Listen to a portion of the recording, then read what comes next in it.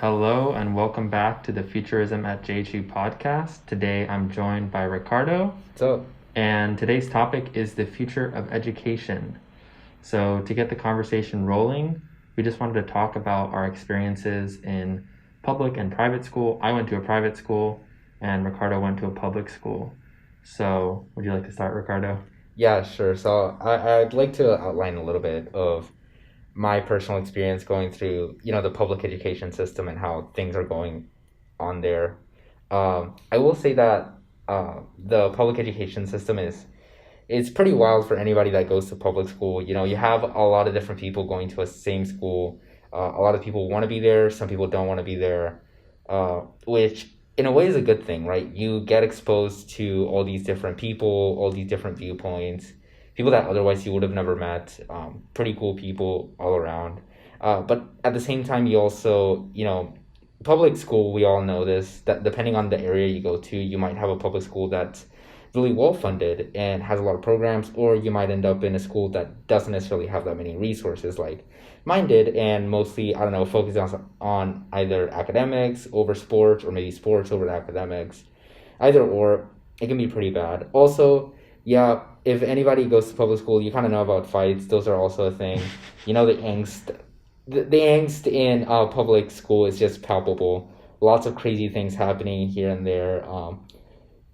And I will say this, teachers in public school are really not appreciated enough, especially for the work that they do.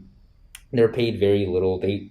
I will say, even if you don't like your teachers, they're doing their utmost for you, even if it doesn't seem that way.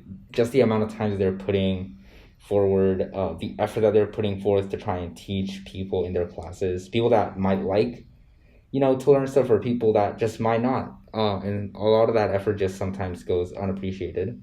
So yeah, we just have to give some thought to all the teachers out there and how hard it is. Public school was definitely kind of a wild experience, from the fights to the people that you meet, to sports and classes. It's different, but I certainly enjoyed my bit of public school, as bad or as good as it might have been. So, what was your experience growing up in private school? So, my experience growing up in private school, definitely not, didn't have the fights, wasn't as exciting.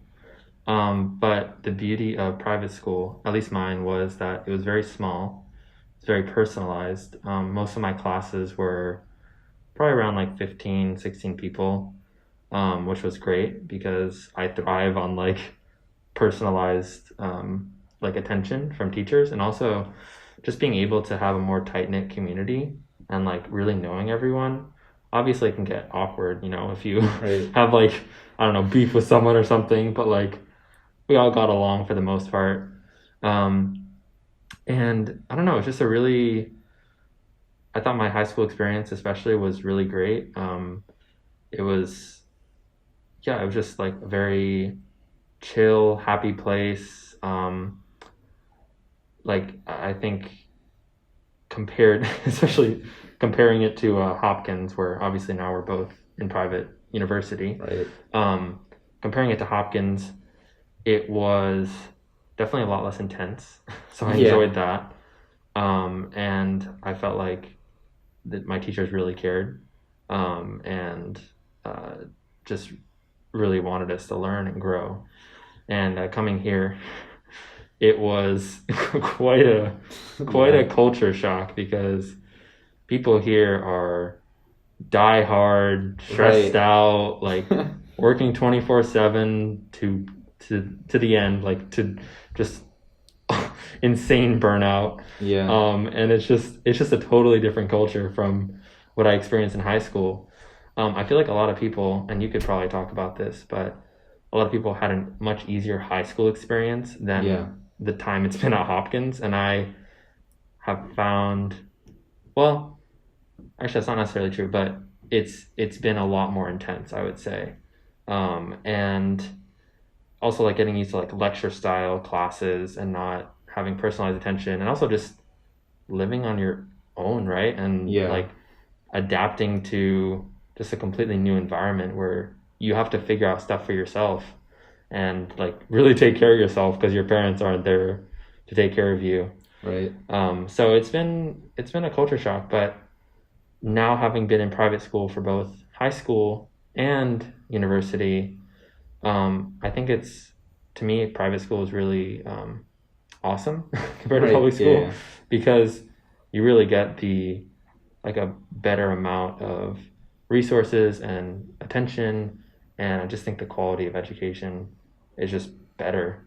But I want to hear about your transition from public to private university. Yeah, like you said, it's a complete shock to the system. Just getting all these new experiences, meeting all these different people that you weren't exposed to before, and it's kind of crazy here at Hopkins how many, particularly how many Asian students there are, and I'm saying that because in my high school, particularly, we had a lot of Hispanic, we had a lot of black students. We had a lot of white students as well, and the vast like minority of those students were actually Asian students. I believe that only in from what I remember, there might have been more that I talked to, but at least in like advanced classes, the class that I was taking, the only Asian person that I knew of was this like one friend of mine named Rose, and she was really the only one, right? In her classes, I was uh in like my little group of classes at least, I was like the one or two or three other probably like Hispanic kids out there. I had a friend who was Filipino, but like the Asian community in at least my high school was incredibly small. So coming here, getting to meet not only more Asian people from different cultures, so you have people from or people whose parents are from Vietnam, Korea, like all these different places, including those who aren't like themselves from the U.S. Right? You have people from Spain, you have people from Rome, you have all these different types, and it's such a culture shock just to feel like all these different cultures coming together and study in one place, and it's definitely great, especially because they're like you said, they're all a little try hard in a way. It's not to say that it's a bad thing, right? um People are very educated here and dedicated to their studies, right? They want to achieve something. A lot of people have a drive and they want to accomplish something, and they're here to do it, definitely. But at the same time, it also was a bit of a culture shock because in high school I had a bit of an easier time, where here everybody's just going like super fast. They're going like 100 miles per hour, just doing as much as they can, trying to achieve all these different things, and it's almost exhausting in a way, even if you don't do it, just to be in this culture of everybody's always going at the fastest they can go, pushing themselves, and it's good for motivation, but at the same time it does lead to a lot of burnout, and it's what I've experienced after I think my first summer after freshman year. I did nothing, and it was the most blissful summer I have ever felt, because now that I knew what college life was like, now that I knew what the workload was like, I looked back at like the spare time that I had during summer, and I was so relieved that I had that time, where before I wouldn't have noticed. Right? I was so thankful to be able to take a break from school. And in a way it's kind of bad, right? Because it makes me not want to study, but at the same time it kind of makes me appreciate the little moments that I do have here and there. But yeah, burnout is definitely a thing here. It's great. We have a lot of classes that are hard. So if you like stimulating your brain and really, having a challenge, then yeah, Hopkins is great for that. But it can also lead to a lot of different issues that we're gonna talk about in a little bit. Uh, but yeah, so starting off with that, how do you think mental health is here at Hopkins due to all this stress, all this classes, and the people going 1,000 miles per hour trying to do something cool? Yeah, I think mental health is a huge issue in colleges and universities in general, but especially at Hopkins since we're such a like obviously we're a very academic and rigorous school, which is awesome. Like if you want to be academically challenged, like this is the place. But Yeah. like on the flip side of that is also there's a lot of people who struggle with mental health, like myself included. Like in high school, I hardly had any mental health like issues, and then coming here, I'm like having breakdowns like every week. Like it's just Right. Yeah. it's a totally different like mental kind of environment. So I think in terms of mental health resources, I think Hopkins in particular could do a lot better. There was actually just a couple days ago a sexual assault protest which Right. kind of raised the points of like Hopkins really, there's really a lack of infrastructure in having like very competent, easy to reach, accessible, um, like counselors, for example. Like currently, there's not really like a counselor who is like an expert in sexual assault trauma, which is a huge issue because unfortunately it happens a Yeah. lot at colleges, which I mean, it's a very sad reality, but at the same time, you also need that resource there because, you know, people in times of crisis, right? They don't want to be going through like 10 different layers of bureaucracy and websites and everything. Like, you have to make it as easy and accessible and obviously making it free as well. Um, One thing that people had mentioned recently was that like STD testing for men. I haven't Right. fact checked this, but apparently it actually costs like a few $100s like Dang. every year, which is kind of crazy because we're broke college students and like that kind of testing should be free. Yeah, definitely. Um, and yeah, just in general, just having easily accessible counselors. Um, I know there's like a place to talk, which is great. But even like a place to talk, they had to like fight tooth and nail for a room in the library, like almost like the university doesn't want them, kind of. But it also raises the point of there's kind of a void that these organizations are filling, right? Where there isn't really a great like counseling resources, and so like literally trained students have to step in to take that role and be able to help people through their mental struggles. So I think Hopkins and other universities should definitely be investing a lot more in mental health resources because in the end it's the health of their students, and if you can help students mentally, like they're going to do better in their school, right? And they're just going to be healthier, happier human beings. And in the end, that's good for both us and the university. So, yeah, I don't know. What do you think about mental health resources here? Yeah, mental health, I will say it's like one of the big, I guess, learning points in my end to try and like control a little bit. Because, like I said, coming here was such a shock, especially with the work. And like you were saying, like mental like breakdowns are a big thing here.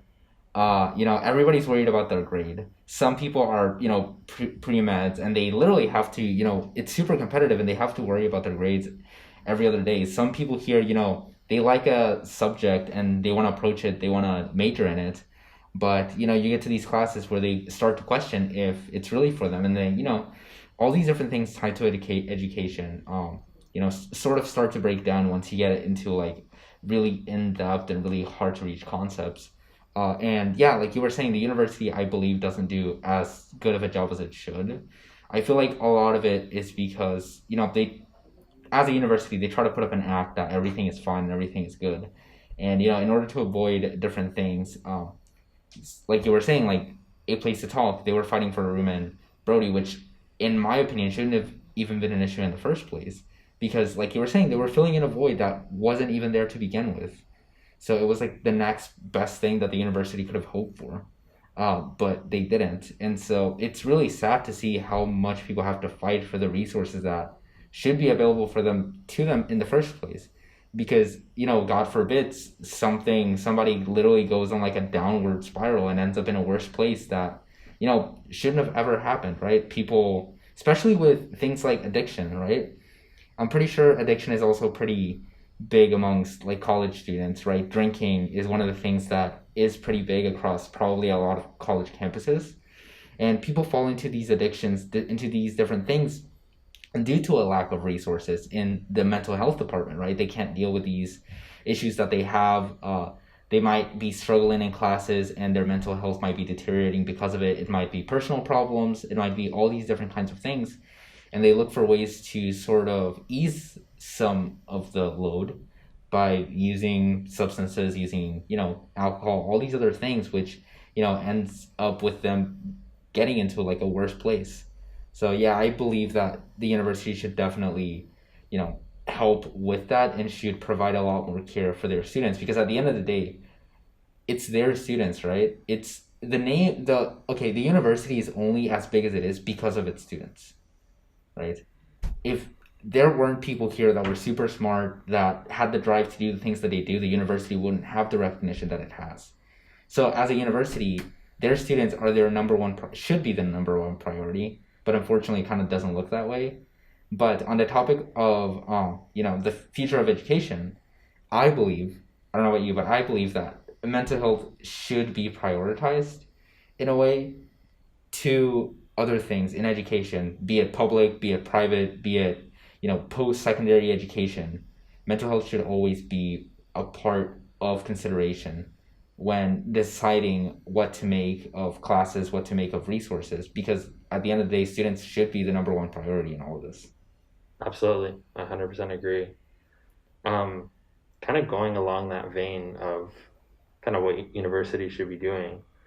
And we were talking about this the other day, but having more like practical life skills classes, right? Yeah. And this is kind of just the education system in general, but like, you know, just having like people being able to like do taxes and manage their finances and take care of themselves, right? Like mental health is part of that. I just feel like there's a total lack of just practical education, right? Like people, they know the periodic table and they know like the mitochondria is the powerhouse of the cell and they know like calculus, but like Right. that's not going to help you like find a house and, deal with home economics and personal finances and taking care of yourself.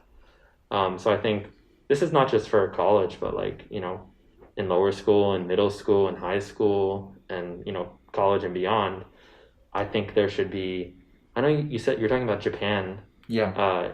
Do you want to talk about like what they do there? Because that seemed like a cool example. Yeah, so Japan has, or from my knowledge, I'm not 100%, an expert on this, but from what I know, Japan has sort of like a backwards-ish scenario to ours. So the structure of their schooling is that through K through 12, most of their schooling happens in there, most of their rigor happens in there. They do a lot of clubs, they do a lot of classes, right? Hard classes. And, it's one of the reasons why a lot of students, at least in Japan, are, pretty stressed and depressed during K through 12.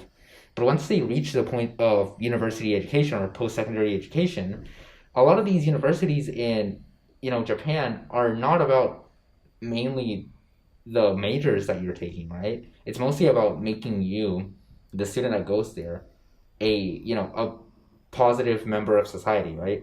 A working member of society. And so obviously you still get an education in, like, let's say like computer science or whatever you want it to be. But you also have these other complementary classes that you take in order to make you, a good citizen, essentially, right? All these different skills that you might need out in the real world, which is something that we actually don't see. And sure, and some people might argue that, oh, well, Japanese, university isn't as rigorous as the education that I might get at like a really big college in like the United States. And well, yeah, well, that may be true. Like you also have to think about the fact that does it need to be that rigorous? Do we have to put this load on ourselves? Is the rigor of the education that we take the number one thing in our schedules, right? And that's something that I also kind of struggle with on an everyday basis, and I'm sure a lot of students do as well. When they look at their workload, sometimes they ask themselves like, what's the reason I'm doing this? I'm putting myself through a lot of pain to get to a goal, but like at the end of the day, is the pain that I'm going through worth it for the end of, at the end of the goal? I know at least for computer science, right? There's a lot, you don't necessarily have to go to the best college. Not, you don't even have to go to college to do good in computer science and work in industry for computer science. And it's one of the things where a lot of people question why they're even in college in the first place. If there are ways, of course, there's a different argument to be made for like people that are going the pre-med track and have to become doctors, right? You do sort of need some training for that. But for most of the other parts, like economics, you could probably learn by yourself. Uh, Financial accounting, you could probably also learn by yourself. There's a lot of resources out there. There are even free college resources out there. I know Harvard has a, I think it's like their CS50 class for free for anybody to look at.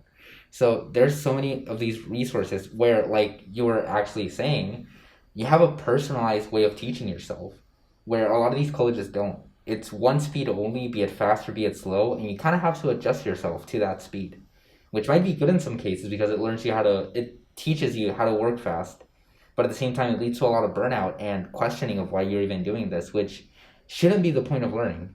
To me, the point of learning, it should be fun, it should be exciting, and it should, pique your interest. It should lead you to wanting to learn more rather than discouraging you from ever taking a class or ever learning because you're scared of failing. Like, that shouldn't be the mentality that we go into, but is unfortunately the one that we were given through grades and through all these hard assignments that we sort of have to tackle with on a weekly basis. Yeah, that's a really good point. Like all school is right now is you memorize stuff, you regurgitate it on a test, and then you pretty much just forget about it. Like literally, if you gave me a test from like I don't know one of my classes last year, I would probably fail it, right? Because I don't remember any of that stuff. Same. I mean, I probably remember some of it, but the it's just a huge problem because you're basically everything you're doing is just to get that grade, right? In the end, um, what really matters is that grade, and that's just like an unfortunate fact. Um, and I feel that education, like you're saying, it should be something that is enjoyable, that like focuses on actually learning. I think something that I could see in the future is making it like very experiential. So not so much like lecture style where the teacher like throws stuff at you, then you like go home and memorize it and then regurgitate it and then forget about it. Right. But like actually like hands-on like experiments and like maybe even incorporating like VR and AR. Like for example, in science classes, you could go in VR and like experience the molecules around you or like experience nature. Engineering, you should actually like building stuff, like doing a lot of trial and error. Also like incorporating this goes back to our like sustainability talk, but incorporating more nature, right? Because there's a lot of evidence that shows that just being around nature and just like the sounds of nature and the smells is actually really good for like happiness and learning. So I think there's a lot of things like it's very like I don't know, rigid, I guess. Like Yeah. it's very it's not exciting, right? It's very like stressful and I feel like it should be something that's enjoyable and that in the end you're going to need something like a grade or a score maybe because then how do you distinguish between like people, like how do employers distinguish between two people? Like they have to use their GPA and obviously like their experiences too. And like colleges, they have to use your GPA and your test scores and stuff. So there is a case to be made for them, but I feel like in the end, it's about creating happy, like truly educated people who have actually learned stuff and who are not just trying to get the best grades they can because, yeah, I don't know. I've been struggling with this for a while actually. Like in high school, I remember talking to a bunch of my teachers and friends about this, and like I even one day I got to be like the head of my high school for a day, which is Right. really cool. And I basically redesigned the schedule where we had like a late start, so we like started half an hour later. That's actually another point, like starting school later Yeah. in terms of like mental health and like sleep and stuff. And then we had like we reincorporated recess, so like getting exercise, having fun. We had a nap time, Right. which Very was kind of essential. cool. And then we had like a long lunch. And then one thing I also wanted to incorporate was like a like device-free no homework night because I wanted Oh. to see what that would do to people like if they like imagine if you did all your work in school, right? Yeah. And then you can go home and like hang out with your friends, hang out with your family, and not have to worry about like grinding out 3 or 4 hours of work, right? Yeah. So making it schoolwork that you do in school, And then outside of school, it's like your decompression time. Yeah. So I think that's also a big problem is like here at Hopkins, we're like it's 24/7 work. There's no work-life balance because our work is our life. Like our Yeah. school is our life. So I think if we can kind of create a divide between those, that could be very healthy. You know what? That's really interesting because I remember vividly talking to my dad about this. It was during freshman year, first semester. I was super stressed out. I had 18 credits. By the way, guys, don't do that. Don't take 18 credits coming in because you don't know what like classes are gonna be like, and your schedule is gonna get all wonky. But yeah, so I was talking to my dad about the fact that I was super stressed, and he was obviously trying to cheer me up, and I was and it's like it's such a different thing because my dad obviously he works in construction, but it's a physically demanding job. But at the same time, after he clocks out, he doesn't have to think about anything, right? His work doesn't depend on him like maybe a software developer does, where he has to turn in a project by a certain time, or maybe if he was, I don't know, a student that he has to worry about, turning in something at a certain time. Once he clocks out, it's not his responsibility anymore. He can just relax, decompress, do whatever he wants, and recharge for the next day. Where during that time, I had 18 credits and I always had homework. And it's not like there was not a time when I didn't think about homework. Even if I was watching or doing something I enjoyed, just the fact that I had something that was due in the next 2 days, in the next 3 days, in the next week was on the back of my mind just eating away at me. Where even if we say, yeah, get a good work life balance, you literally have to train yourself to not think about that because the priority of doing your work as a student is still there, right? It's still in the back of your head, just telling you, hey, you should probably do this. You should probably not be like doing the thing you're doing. You should probably finish me. Um, and it's super tough to deal with that as a student, right? Especially when you're not used to this. And I like in high school, for at least most of high school, all the homework you would do, like you just did it in school if you could, and after that you didn't have to worry about it. The next day was the next day. You could come home, play video games, play outside, do The best whatever you wanted feeling. to. The best Right. feeling. And now we can't do that. It's Yeah. get home and continue working. Yep, Oh, exactly. you have a break? Oh, you could probably be studying. You could probably be doing something else. And Yeah. it's so bad. But yeah, that's also one of the things. Like having work life balance is such a useful skill Yeah, for for sure. anything, right? But at the same time, it shouldn't be such a hard thing to manage due to the amount of work that we're taking. Yeah, I think that also goes into just like preparing us for our actual work lives, right?